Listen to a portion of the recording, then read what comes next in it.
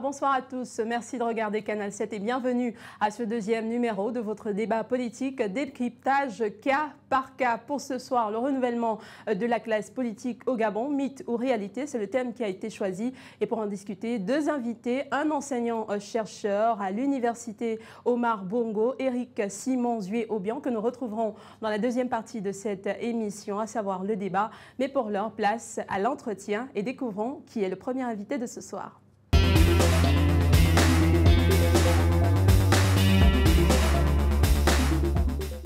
Gérard Elanguema Mintogo, bonsoir. Bonsoir. Vous êtes le premier invité de cette émission, de ce deuxième numéro de décryptage cas par cas. Alors, je vous explique le procédé. Il y a derrière, dans les coulisses, vous avez le deuxième invité qui viendra tout à l'heure comme contradicteur. J'ai cité son nom tout à l'heure. Exceptionnellement, ce soir, je ne serai pas accompagnée de la co-présentatrice de la partie débat de l'émission qui se trouve hors du pays pour des raisons professionnelles. Donc, bienvenue déjà sur les antennes de Canal 7. Merci à vous, merci à Canal 7 qui me donne l'opportunité d'échanger face aux citoyens du monde. Alors nous avons 10 minutes d'entretien. Vous êtes président fondateur du Rassemblement national des Républicains, le NRR, soutenu ou qui a soutenu le président Omar Bongo à l'élection présidentielle de 2005. En 2009, vous quittez la majorité présidentielle pour soutenir André Mbaobam à la présidentielle anticipée de cette année-là. Vous êtes le cofondateur et ancien secrétaire exécutif de l'Union nationale. Arrêtez-moi si je me trompe. Vous venez de démissionner du dit parti pour créer l'Union nationale AMO et vous vous déclarez donc candidat à l'élection présidentielle du mois d'août de cette année 2016. Est-ce qu'on a oublié quelque chose, une partie de vous? Non, je ne pense pas. Je dois juste rappeler que je suis le fils d'un opposant, ceux qui ont créé le Morena en 1981, qui ont pensé que le Gabon devrait être démocratisé. Je dois aussi rappeler qu'à l'origine, le Rassemblement national des Républicains a été créé comme un parti d'opposition. Évidemment, avec les fortunes que nous pouvons vivre au niveau de la vie politique, à une époque, je me suis retrouvé en prison. En 2003, pour mes convictions. D'accord. Et par la suite, j'ai été libéré, évidemment sans procès, et le président de l'époque, le feu Omar Bongo Ndimba, a bien voulu que je vienne travailler à ses côtés politiquement. C'est ce qui m'a valu le petit passage que j'ai eu au niveau de la majorité présidentielle. Oui, après son décès, j'ai pensé, comme le feu Mbaobam, qu'il était question aujourd'hui, à l'époque, de permettre aux Gabonais de choisir librement, je dis bien librement, leur président. Et alors, au vu des manigances qui se sont déroulées dans la période de 2009, j'ai soutenu Mbaobam jusqu'au bout. Et je dois dire que c'est avec fierté que je dois le reconnaître parce qu'il a été le vainqueur. Il a été le vainqueur et cela a été reconnu sur le plan national et international. En tout cas, pas par les institutions qui sont censées le reconnaître. Qu'est-ce qui vous emmène en politique? Est-ce que, comme vous l'avez introduit, ce serait donc cet engagement de votre père auparavant, une sorte d'héritage de vous voir faire la politique aujourd'hui?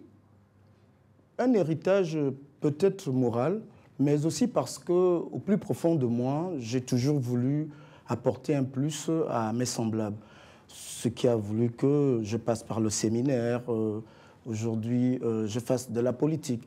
C'est un sentiment que je ressens au plus profond de moi. C'est une envie que j'ai de servir la cause du plus grand nombre, d'apporter à ma modeste niveau. Que la politique qui pouvait vous permettre d'apporter ce Ce quelque chose? C'est une question de vocation. C'est une question de vocation. Le prêtre choisit de servir les autres au niveau de l'Église, l'enseignant au niveau de l'université ou des écoles.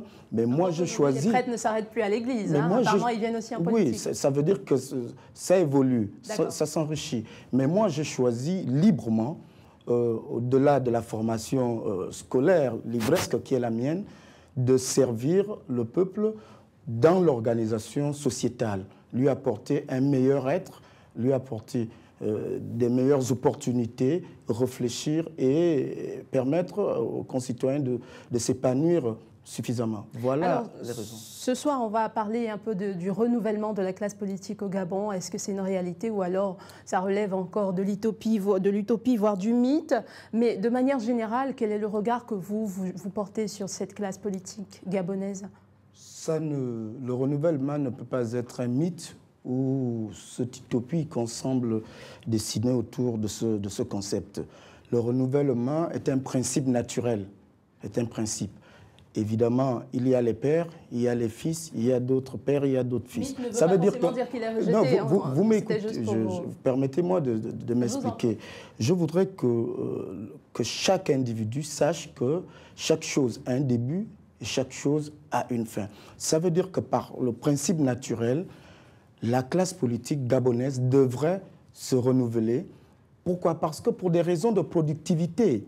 J'ai fait l'économie d'entreprise. En économie d'entreprise, on m'enseigne que 30 ans après, une entreprise renouvelle ses ressources humaines. C'est comme en politique, c'est un problème de productivité, de réflexion, de dynamisme et d'innovation, de risque. Donc je pense que c'est une notion, le renouvellement, qui a toute sa raison d'être sans voir en cela un certain conflit de génération.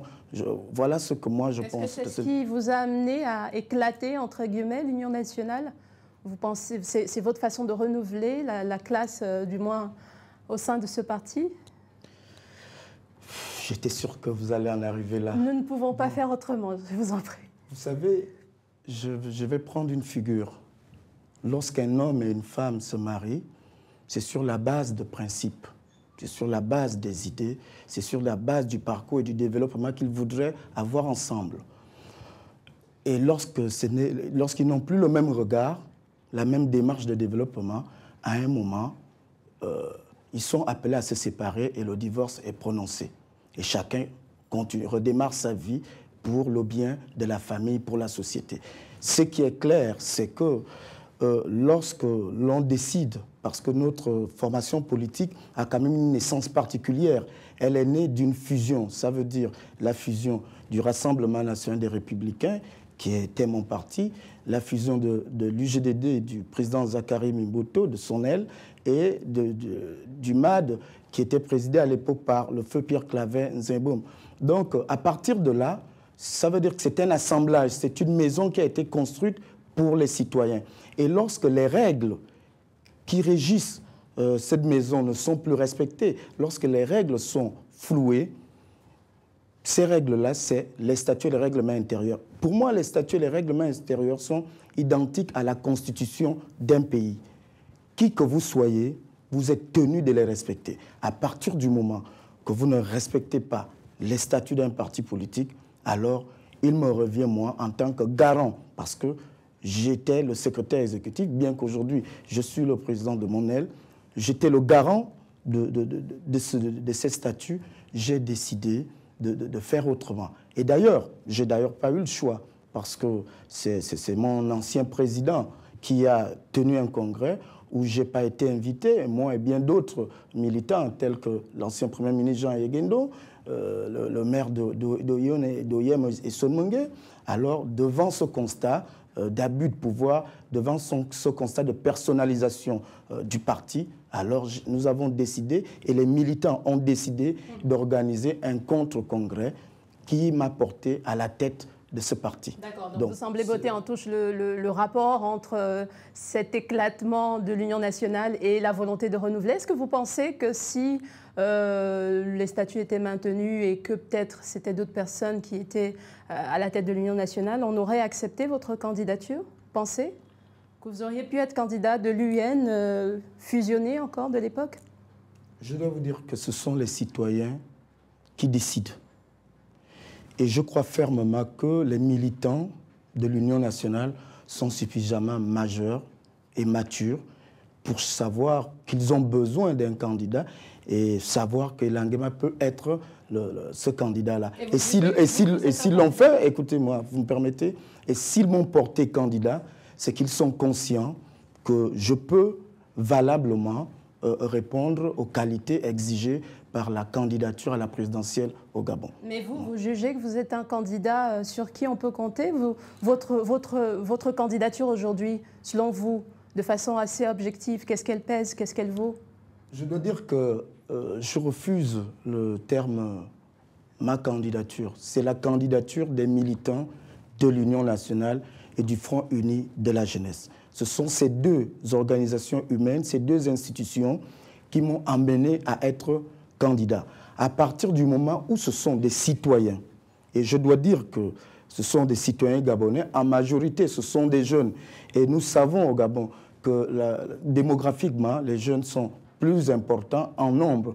Et comme le nombre donne le droit et dicte la loi, je crois que c'est une candidature à prendre au sérieux. Alors nous allons peut-être terminer cet entretien. Vous avez quand même roulé votre bosse, permettez l'expression, dans le domaine politique, entre opposition, majorité, opposition à nouveau. Et aujourd'hui, vous êtes toujours de l'opposition, mais vous vous retrouvez cavalier seul. Est-ce que vous pensez que c'est une attitude qui pourrait, je veux dire, apporter considération? Est-ce que vous pourrez être un peu considéré comme crédible, comme un personnage politique crédible au Gabon? D'abord, je dois dire que cet adjectif que vous me collez de rouler la bosse ou je ne sais pas trop, qu'est-ce que vous entendez par cela? Juste que vous avez de l'expérience. Moi, j'ai envie de vous dire que ces différents passages, pour moi, ne sont pas une faute ni une infirmité. C'est plutôt, et ceux qui savent le savent, ces différents passages ont enrichi la personne politique que je suis. Je suis sûr, et je dois vous dire, oui, vous me permettez, oui. J'ai la même expérience politique que beaucoup d'acteurs qui peuvent être considérés comme mes papas.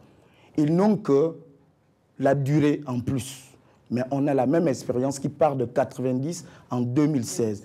Donc, je sais ce que chacun a fait. Et d'ailleurs, j'ai un dossier qui sortira en 2016. Que chacun fasse attention. Merci Gérard Elangema Mintogo. C'était donc la fin de cette première partie de l'entretien. Nous allons retrouver, comme je le disais tout à l'heure, Éric Simon Zué-Obiang pour le débat. À tout de suite.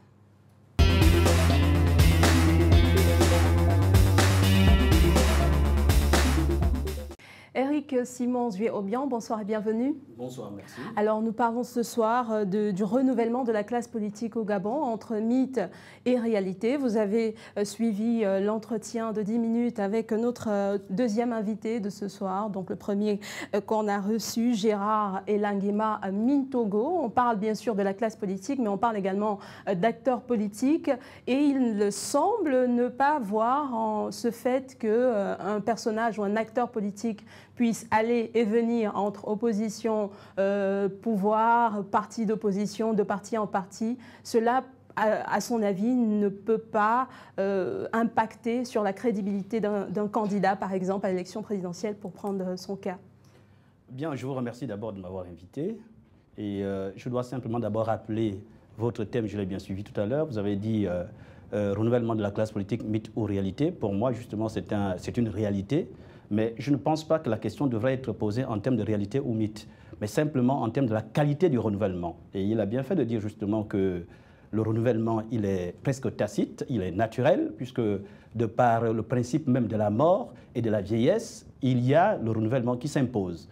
Et donc, des hommes s'imposent, des individus s'imposent, la politique se renouvelle. Mais cependant, justement, comme je le disais, la vraie question doit être celle de savoir la qualité, quelle est la qualité de ceux qui se renouvellent, ou alors quelle est la qualité des hommes qui prennent la relève des anciens. Donc, je vais justement répondre à votre question. J'ai bien suivi M. Elangema et j'ai vu en lui un homme, justement, un transfuge en d'autres termes, un transfuge des partis originels. Donc, il y a des partis, il était dans l'opposition auparavant, et puis il allait trouver le président Feu Omar Bongo. Ensuite, aujourd'hui, il se retrouve encore dans l'opposition.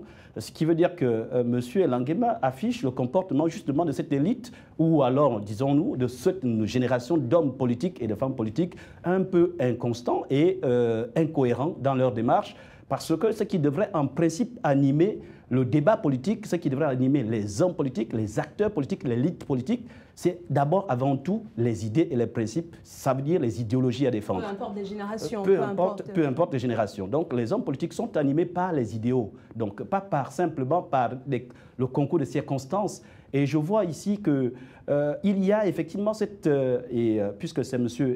Elangema qui est juste en face de moi, il y a comme chez cette élite, cette classe politique, une sorte d'opportunisme situationniste et pas d'opportunisme politique. La différence entre les deux, c'est que l'opportunisme situationniste, c'est simplement cette façon qu'on a à vouloir aller parce qu'il y a quelques intérêts pécuniaires, financiers ou matériels, et tout simplement parce que les circonstances de se refaire une santé financière se donnent et s'imposent. Et l'opportunisme politique, c'est justement cette capacité que les hommes politiques ont à lire les circonstances politiques. La nature leur offre des circonstances politiques pour pouvoir justement s'imposer et imposer leurs idées. Cela s'est vécu par ailleurs, ça a été vu. On voit par exemple en Grèce avec Tsipras, Alexis, qui justement a su s'imposer de manière presque hâtive, parce que les circonstances imposaient cela.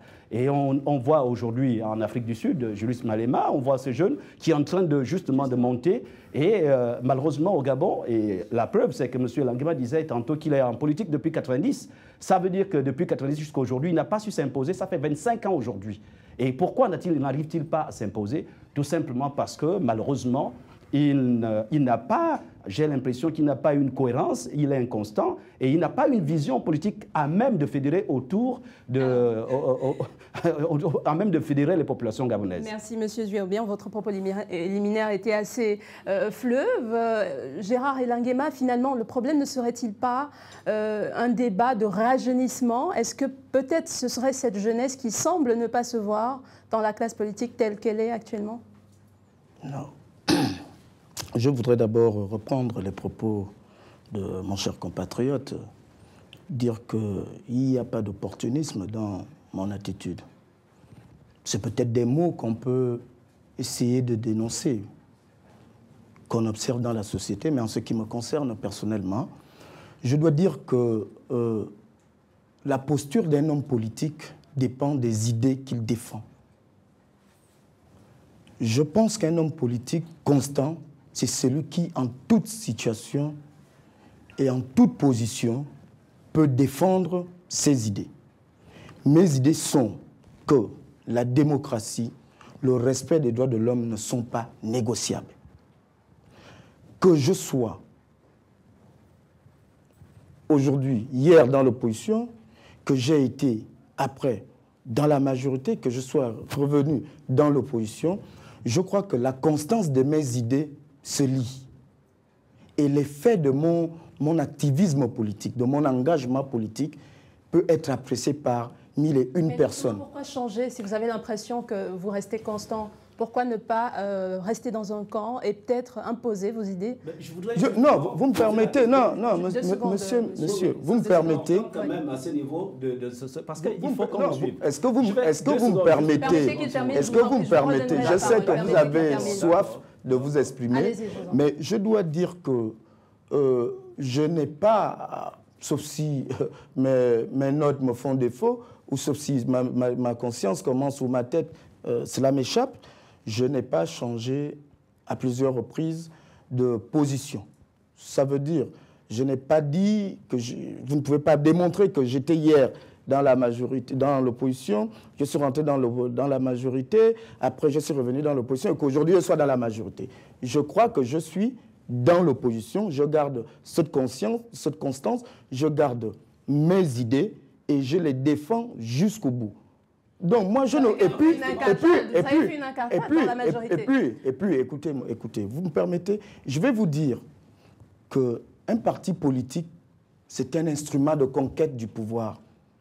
Ce n'est pas la carapace qui vous habille, qui est l'élément déterminant. L'élément déterminant, ce sont les idées, les valeurs que vous défendez, que vous véhiculez dans la société. Donc moi, je ne voudrais pas qu'on ait une analyse qui s'arrête tout simplement au niveau des appareils politiques. Non, nous devons avoir, pour que notre analyse soit sérieuse et appréciée de tous, nous devons avoir une analyse qui part des idées défendues.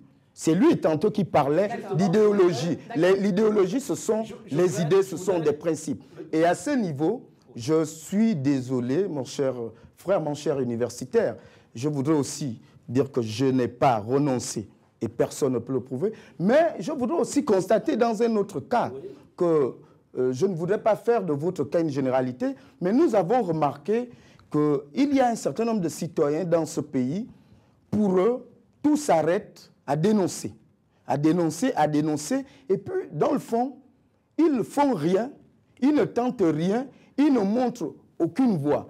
Ils n'ont qu'une pour seule posture, c'est de jeter l'opprobre sur les autres, comme si nous tous, comme si nous sommes dans la boue.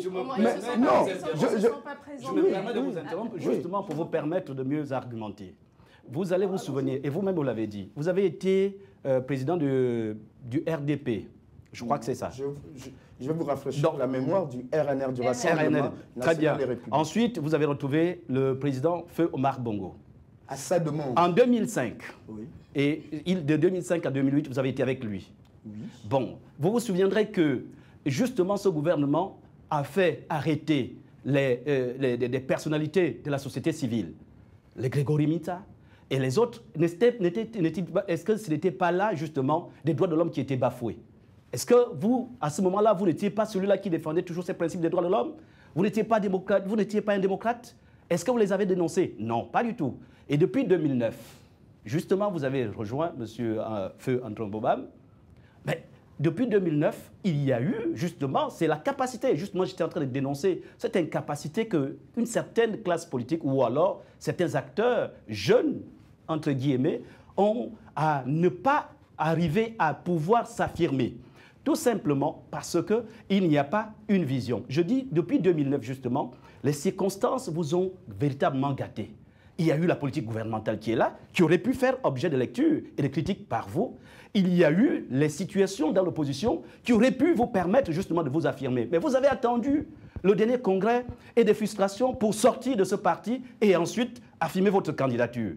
Et donc, pour revenir à la critique, sachez que dans la sphère politique et dans la composition d'un peuple, et je dirais même d'une population, il y a ceux qui sont des acteurs et des leaders, et vous en faites partie, et il y en a ceux qui sont là pour concevoir et ceux qui animent. Donc on ne peut pas tous jouer le même rôle.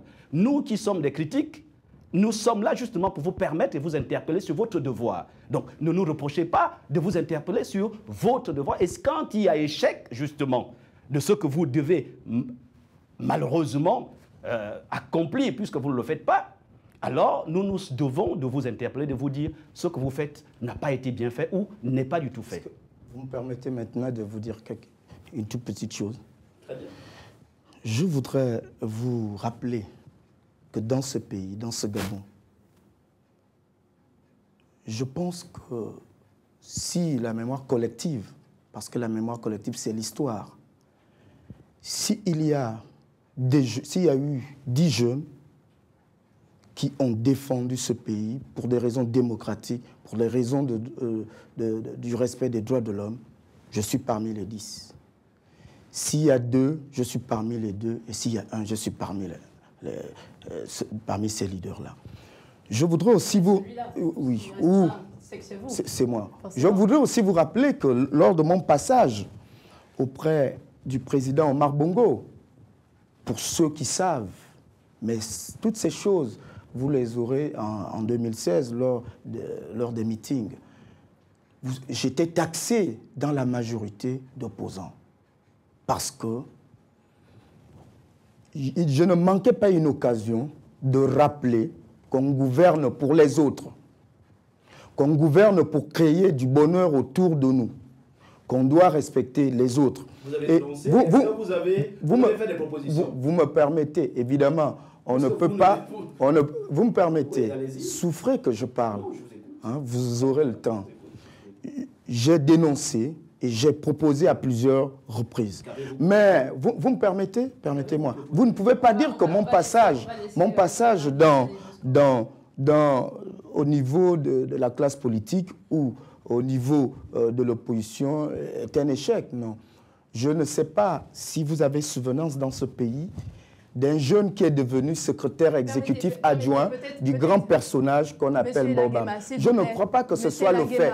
Vous me permettez? Non, souffrez-vous de... Non, vous me permettez? Non, je ne suis pas... Non, on n'est pas ici pour faire le procès de M. Elanguema. Non, je vais argumenter. Pour qu'il puisse mieux comprendre. Et il me suit de l'extérieur. Souffrez que je vous interrompe. Je vous rends la parole. Voilà, on parle du rajeunissement ou du renouvellement de la classe politique au Gabon. Est-ce que vous pensez, vous, que c'est réel aujourd'hui? Est-ce que vous matérialisez ce renouvellement, à votre avis? J'y arrive. Souffrez de m'écouter une minute. Je dois dire que... On va souffrir beaucoup. Oui. J'ai été l'adjoint de M. Baobab. Je ne pense pas que c'est rien dans ce pays. Ça veut dire que j'ai quelque chose dans mes triples. Bref, là, je parle de moi, je ne me gonfle pas. Mais je dois dire que le renouvellement, il est effectif. Si nous sommes là ce soir, pourquoi suis-je là? Il y a des anciens, maintenant, d'autres arrivent. Ça veut dire que c'est une réalité qui se vit et vous la vivez là en direct. Je suis avec vous. Mais maintenant, sur la qualité, moi, je crois que sur la qualité, on peut dire que je suis satisfait, pour moi. Parce que si la qualité n'était pas bonne, ce pays-là ne serait pas un pays où vous êtes sorti chez vous à 17 h pour vous rendre ici. Ça veut dire qu'il y a de la mesure dans tout ce que l'on fait. Ça veut dire que les acteurs engagés prennent le poids de la responsabilité qui est la leur, à la fois de créer le bien-être et à la fois pour apporter aux Gabonais, aux citoyens, la tranquillité nécessaire pour vaguer. Justement, vous rappeler que si vous regardez aujourd'hui, les leaders de la majorité comme les leaders de l'opposition sont de la même génération.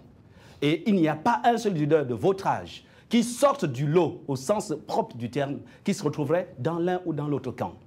Et vous allez aussi savoir que, et je vous rappelle, et vous savez très bien, puisque les journaux ont parlé de tout ça, vous me permettez? Oui. Quels sont les repères de tes camps? Qu'est-ce que vous entendez par repères de mes camps? Parce que vous me dites dans l'un ou dans l'autre camp. Quels sont les repères de ces camps? Non, ne spéculez pas, ne spéculez pas. Je voudrais que les téléspectateurs nous suivent.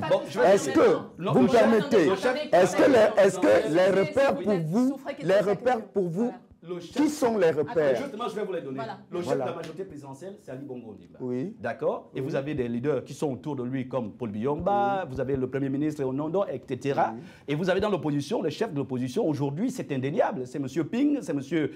Guizou-Badama, c'est M.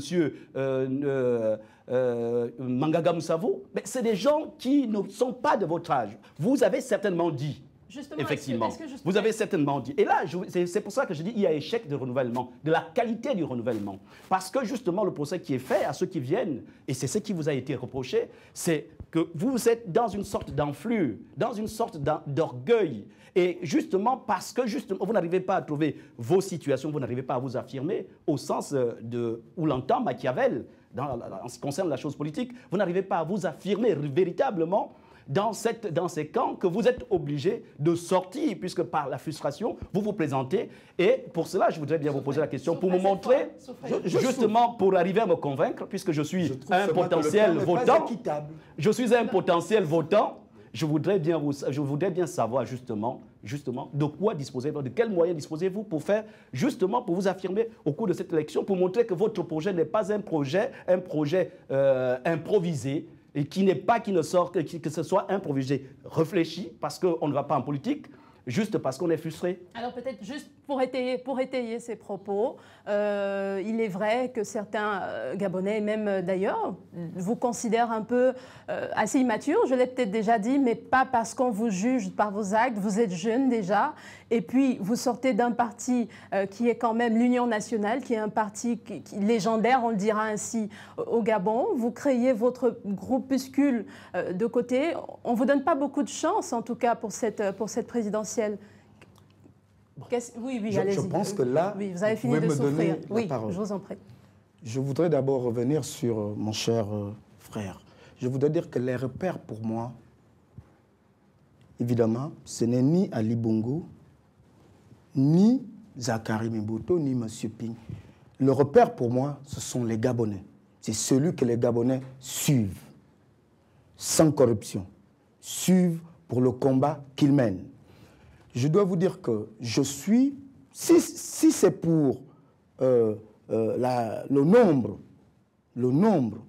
parce que le nombre donne le droit, vous connaissez dans ce pays-là, j'ai connu beaucoup de partis, vous connaissez dans ce pays beaucoup de leaders politiques qui ont fait un congrès qui a réuni plus de 2000 personnes, plus de 2000 délégués à mon âge, pour dire que je ne suis pas un repère.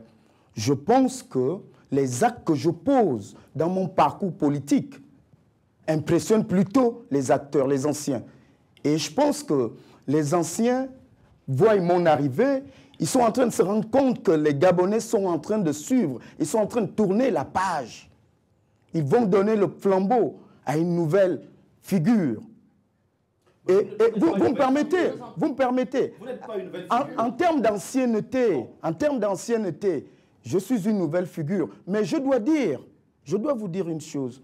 Les Gabonais... Une chose est son contraire. Hier, vous étiez adjoint de Baobab, dont vous avez été un personnage. Je vous dis, en termes d'ancienneté, nous avons la même expérience, 1990-2016, mais en termes de durée, beaucoup sont largement plus loin de moi. Parce que vous me permettez. Donc je dois vous dire que il y a beaucoup de partis qui sont nés dans ce pays, n'ont jamais tenu de congrès.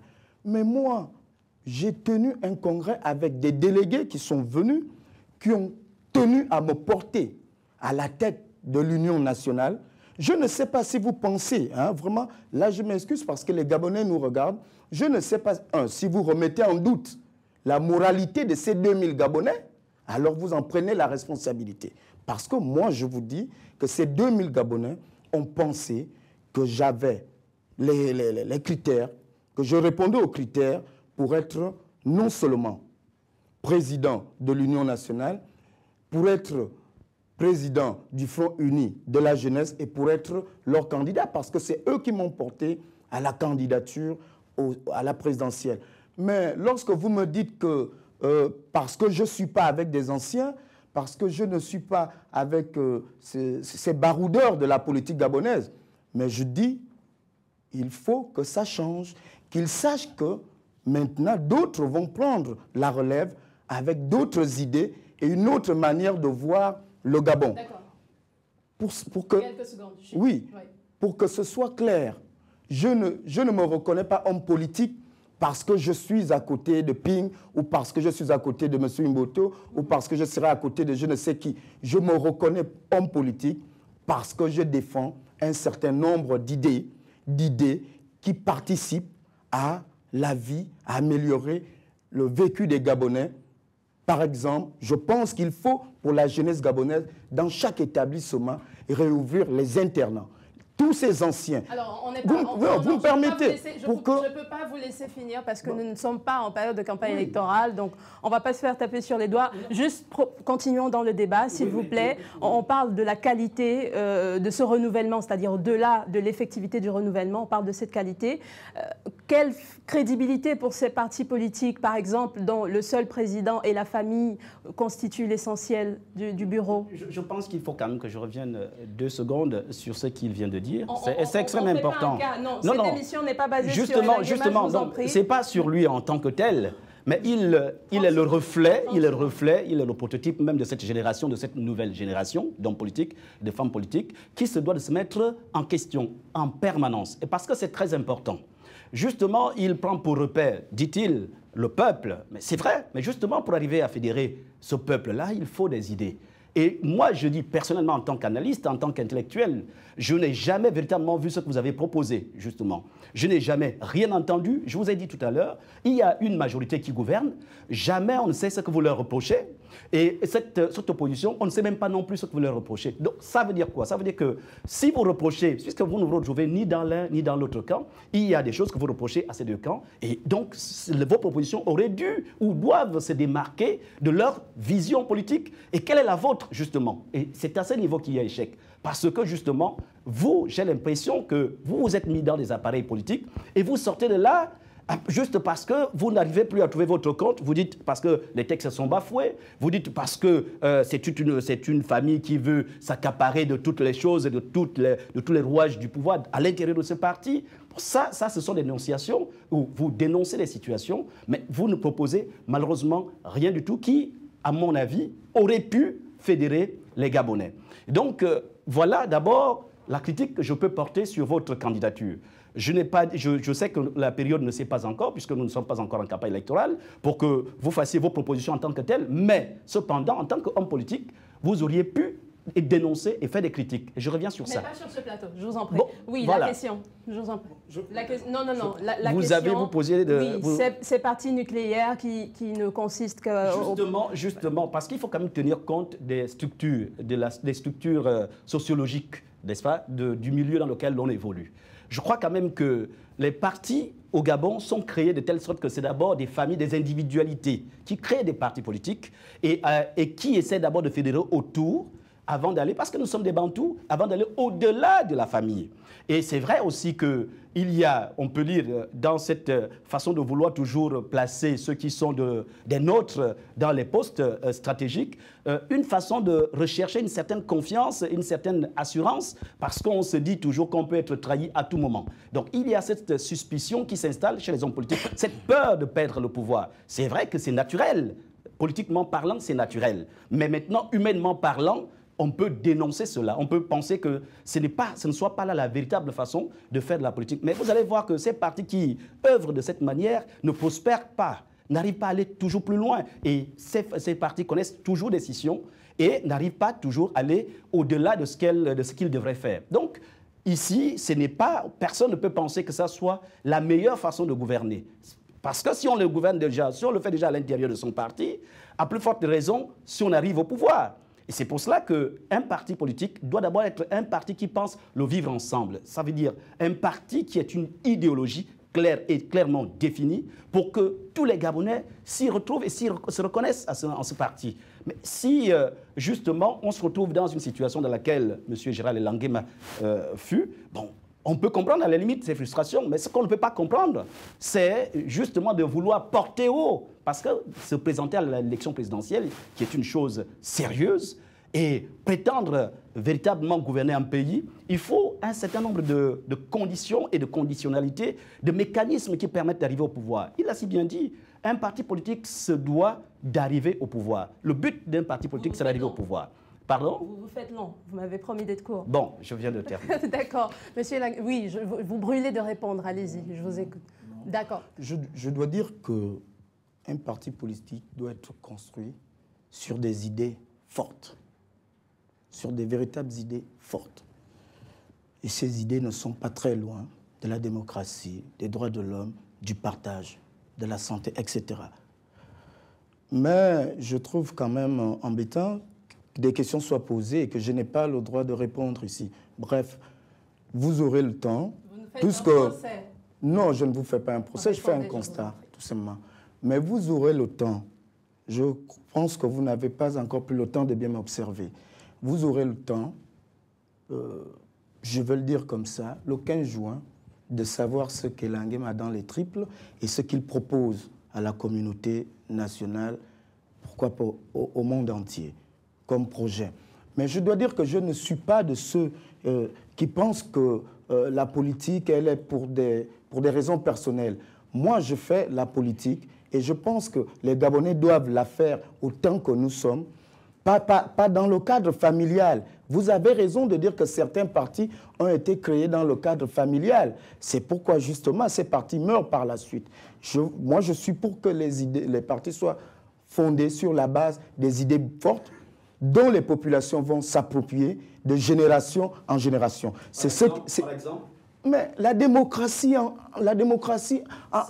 de manière générique, est tout un programme. Parce que la démocratie englobe les droits de l'homme. La démocratie englobe... Qu'est-ce que vous pouvez reprocher au Gabon en termes de droits de l'homme, de non-respect des droits de l'homme? Qu'est-ce que je peux... Et que vous pourriez éventuellement réparer.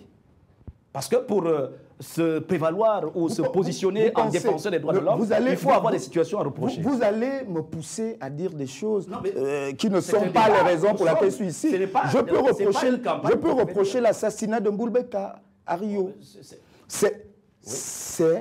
Je peux dire que c'est un acte assez grave. C'est un déni de droits de l'homme. Empêcher les citoyens de manifester. D'accord. Sauf si vous me dites le contraire. Écoutez. Quand on parlerait d'une mort, on serait toujours un peu retenu. Mais vous jouez avec les... S'il vous plaît, non. Vous permettez. Il y a un seul modérateur, il n'y en a pas 10, il n'y en a pas 3. Donc, pour revenir au débat, on parle de la classe politique et de son renouvellement. Est-ce que c'est un mythe ou est-ce que c'est une réalité? Je voudrais vous interroger sur la classe politique gabonaise notamment, qu'on voit assez absente, du moins elle n'est pas très bruyante en dehors des périodes électorales. Est-ce que ça, on peut appeler ça une vraie classe politique? Est-ce que ce n'est pas, comme on le disait tout à l'heure, des personnes qui ont juste des objectifs bien précis en dehors des périodes électorales, en dehors des campagnes? On n'entend pas beaucoup parler de cette classe politique. Vous savez, l'exercice que vous faites en ce moment, l'exercice qui consiste à me laisser m'exprimer, à porter mes idées sur la place publique, est un exercice formidable. Mais je dois reconnaître qu'en termes de droits de l'homme, dans les termes qui permettent aux partis politiques de s'exprimer, je dois reconnaître que, par exemple, la chaîne nationale, qui est la chaîne publique, qui fonctionne avec l'argent du contribuable, produit peut-être une émission politique tous les 1 an. Alors, qu'est-ce que vous... Écoutez, produit une émission politique tous les 1 an. Or, ces émissions permettent aux hommes politiques de présenter au peuple les idées qu'ils défendent.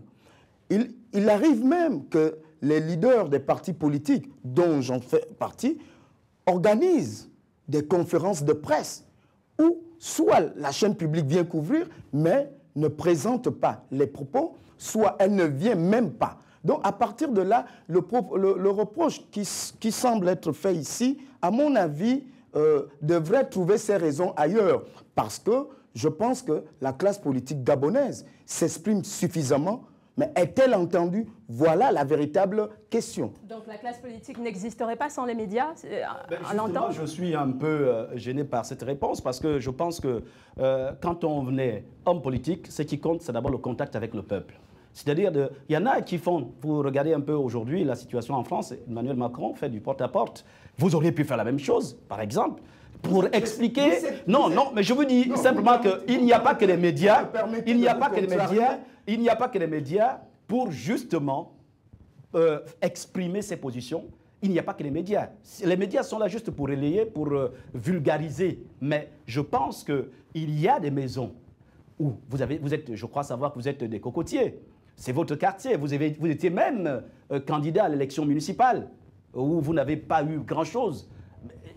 Est-ce qu'à une élection locale, a-t-on forcément besoin d'avoir les médias avec soi pour justement arriver à s'exprimer? Je crois que c'est tout cela, le débat, tout le débat se pose à ce niveau. Donc, je vous comprends. Le président Omar Bongo, c'est vrai, avec ses qualités, ses défauts, avait l'habitude de dire en off que la critique est aisée, l'art est difficile. Ce n'est pas Omar Bongo qui l'a dit. Non. Il n'a fait que copier. Bon, si vous voulez, prenez ça, mais c'est un conseil que je vous donne. Parce que la politique, elle demande beaucoup de poumons. Mais je vais vous dire ceci. En ce moment, au moment où nous parlons, le ministère de la Communication organise un séminaire sur les médias publics dans le contexte de la démocratie. Pourquoi est-ce que c'est fait? Pourquoi on va perdre de l'argent public pour former des gens qui doivent véhiculer le message politique, qui doivent être formés pour cela? Je crois qu'il n'y aura pas de véritable démocratie, de véritable renouvellement si il n'y a pas de médias qui accompagnent ce processus. Il faut que les médias accompagnent ce processus pour que les hommes soient jugés de manière valable, pas de manière subjective. Donc, voilà un peu mon problème. Mon problème est qu'il faut que les médias accompagnent les acteurs politiques dans leurs différentes manifestations. Comment voulez-vous que lorsque, par exemple, M. Languema parle à Libreville, que le citoyen de l'Ogoué, du Haut-Ogoué, sache ce que j'ai dit? Oui. Mais c'est pourquoi je pense qu'il y a un lien entre le politique et la communication. Vous avez dit autre chose, une autre chose tout à l'heure en disant « j'ai quel moyen pour être candidat, pour être véritablement candidat ?» Je vous réponds tout simplement, je suis véritablement candidat. Vous comprenez? Et j'y crois en cette candidature que les Gabonais ont bien voulu que je porte. Et je vais tout faire pour ne pas décevoir ce peuple qui me connaît très bien d'ailleurs. Donc, ou des cocotiers. Écoutez, justement, moi j'ai fait tout le Gabon. Vous avez fait tout le Gabon. J'ai eu la chance. En tant que candidat ou en tant que... Non, en tant qu'on ne devient pas, on ne commence pas par la politique, on ne commence pas à faire la politique par être candidat. On commence par être militant dans un parti, puis on devient cadre et responsable dans le parti. Dans ce processus... Au municipal de Cocotier, ça ne vous a pas démonté? Vous allez viser plus haut cette fois? Il n'y a pas eu échec. Vous jugez qu'il n'y a pas eu échec? Bon, parce que là, vous ne restituez pas le contexte, mais vous voulez tout simplement charger. Je vous comprends. La finalité, c'était celle-là. La finalité, c'était celle-là. On va poursuivre le débat. Est-ce qu'aujourd'hui, on ne serait pas en train de parler plus d'un jeu de camp? Et la question, je vous la pose à tous les deux. De renouvellement, on n'a pas véritablement de nouveaux acteurs politiques, des personnes qui sortent de nulle part. Il fait partie de la nouvelle génération, entre guillemets, mais elle a quand même 25 ans, cette génération. Est-ce que ce n'est pas plus un jeu de camp qu'un véritable renouvellement? Je voudrais vous rappeler juste un fait historique de la situation politique dans notre pays. Je voudrais vous rappeler qu'en 1990, ce sont les caciques qui étaient encore au pouvoir, au sein du PDG. Et à l'intérieur de ce PDG, il y a eu, effectivement, comme je disais, des caciques, il va y avoir des rénovateurs et des appellistes. Et vous allez voir justement que quelques années plus tard, on est en 2009, ce sont les rénovateurs qui sont au pouvoir. C'est ce qu'on appelle le renouvellement à l'intérieur. Donc il y a eu une préparation. C'est ça, une démarche cohérente politique. Et c'est pour cela qu'il faut rester dans un camp. Vous regardez tous les grands hommes politiques à l'extérieur, pas forcément au Gabon, mais ce sont des gens qui militent dans un parti en bien, que ça soit bien ou mal. Quelles que soient les circonstances, ils sont à l'intérieur pour lutter, pour transformer, pour changer les choses de l'intérieur. Et ne quittent pas forcément le bateau. Et surtout quand on est encore jeune, parce qu'on sait qu'on doit s'implanter. Et quand je lui posais la question tout à l'heure, a-t-il été à l'intérieur du pays en tant que candidat ou simplement en tant que secrétaire exécutif? Bon, je ne sais pas, l'Union nationale ou en tant que président de son parti qu'il a créé, c'était justement pour montrer cette inconstance qu'il affiche, cette incohérence, parce que vous allez partir auprès du peuple avec combien d'images, sous combien d'images. Vous allez partir en tant que président de ceci, secrétaire exécutif, candidat, président de l'Union, on ne comprend plus. À un moment donné, le peuple ne comprend plus. Et c'est cette inconstance-là qui est à déplorer de la part de cette génération, de cette nouvelle génération d'hommes politiques. Et c'est d'ailleurs la raison pour laquelle vous allez voir que, je le disais, elle n'arrive pas à prospérer.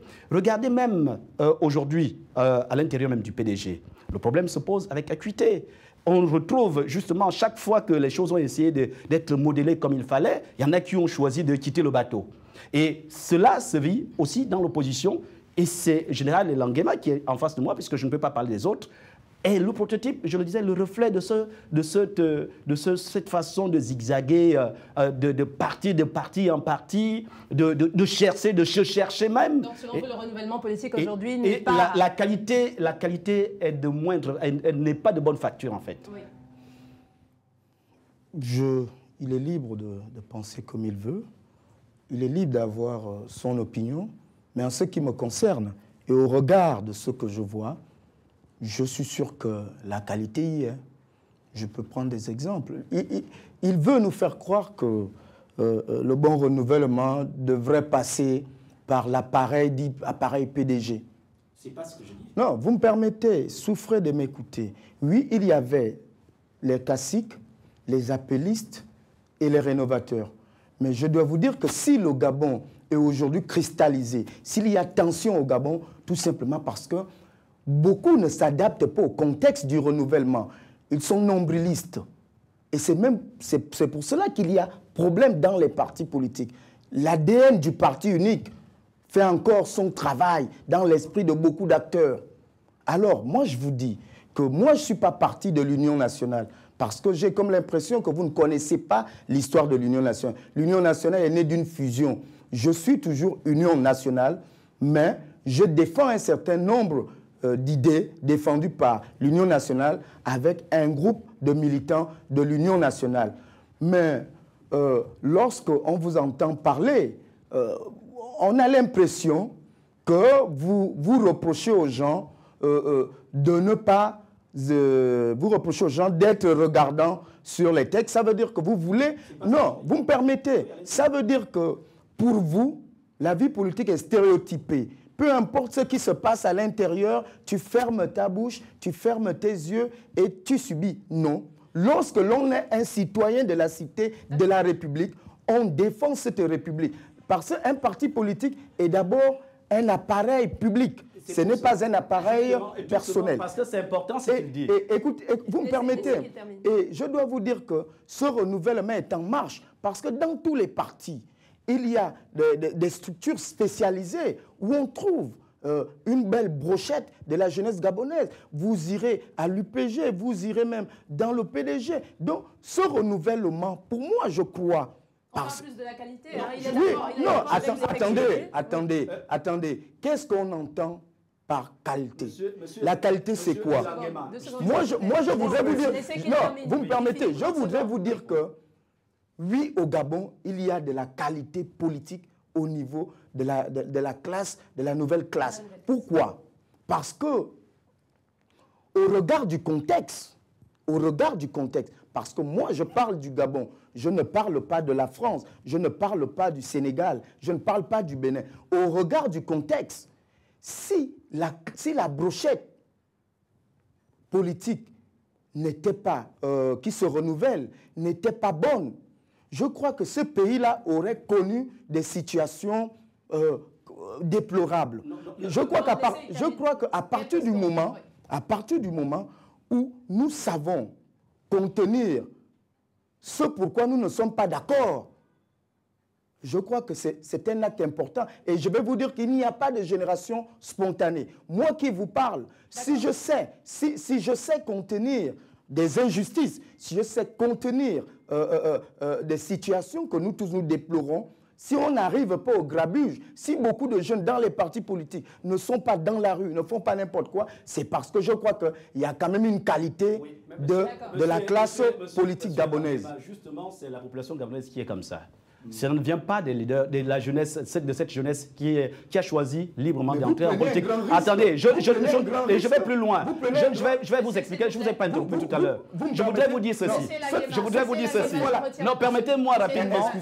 Permettez-moi de trouver que tous les jeunes qui militent dans les partis sont médiocres. Non, c'est pas ce que j'ai dit. Non, c'est pas ce que j'ai dit. Écoutez un peu. Mais écoutez justement, je vous dis ceci, monsieur Gérald Languema. Je vous dis ceci, en tant qu'acteur politique, la réussite politique part d'abord du parti dans lequel vous êtes. Vous devez être capable à l'intérieur du parti de fédérer autour de vous pour arriver justement à avoir du poids dans votre parti. C'est comme cela qu'on prend le pouvoir. Attendez, je finis. Attendez, justement, pour lui montrer, non, justement, pour montrer que c'est comme ça qu'on s'affirme en politique. La réussite politique, à mon sens, je suis à la tête, s'il vous plaît. Je voudrais vous dire. Justement, non, vous avez choisi. Pour vous montrer que je suis fédérateur. Justement. Monsieur Languema, j'ai une dernière question pour terminer. Je voudrais savoir, est-ce que si on prend le renouvellement dans votre entente entendement, est-ce qu'on ne risque pas de se retrouver demain, juste au cas où vous aurez une contradiction au sein de l'Union nationale AMO? Vous ne risquez pas de partir encore, d'éclater encore une fois? Et le renouvellement, en fait, c'est une extension toujours infinie. Rapidement, je vous en prie. Je vais vous poser une question parce que c'est vrai, vous êtes la modératrice de l'émission, mais vous êtes citoyenne. Oui. Est-ce que le fait qu'il y ait... Les questions, c'est moi qui les pose. Donc, c'est la dernière question. Vous pourriez m'aider à comprendre. N'ayez pas peur de répondre. Est-ce que si vous avez en face de vous, au sein de l'Union nationale AMO, une fraction, une partie qui dit ne pas être d'accord avec les tests tels que vous les avez érigés, est-ce que vous allez partir encore, créer une autre union nationale? Vous allez le faire? Pourquoi? C'est ça votre entendement du renouvellement? Pourquoi? D'accord. Vous avez répondu à la question. Merci. Merci, messieurs, d'être venus. Je vous remercie, monsieur Elinguema, d'avoir accepté notre invitation. Merci beaucoup. Merci, Éric Simonzier, d'avoir accepté notre invitation également. Merci à vous à domicile de nous avoir regardés. Rendez-vous mardi prochain à la même heure. Bonne soirée.